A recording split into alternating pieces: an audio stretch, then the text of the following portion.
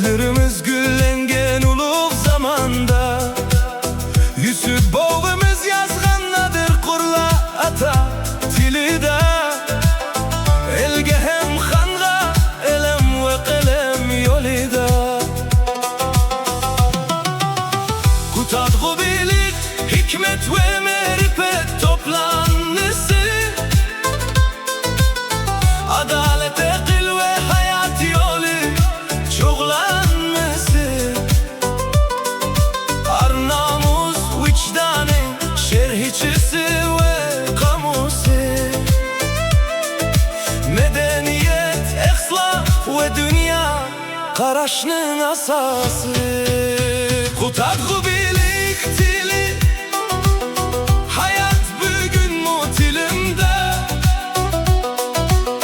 Nehmiler üzülmegen esirler, okşa şu tilde, kövrük bolup könlümüzde, hem toprağımızda.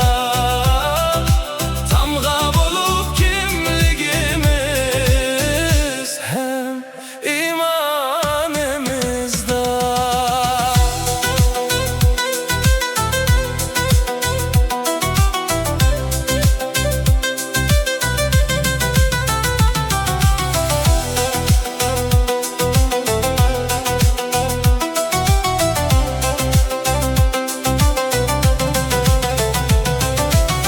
Xanğa qilgan terg'ib, elni bil ve tikle adalet.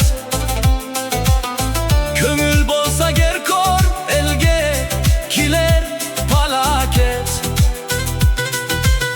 Elge bergen nasihat, izde bilik, taşlap nadamet. Bilik bilen barçel tapar saadet. Qutadg'u bilik tili, hayat bugün mu tilimde. Nehmiler üzülmegen esirler, okşa şu tilde, kövrük bolup könlümüzde, hem toprağımızda. Tamga bolup kimligimiz, hem imanımızda. Qutadg'u bilik, elin medeniyet mirası. Qutadg'u bilik,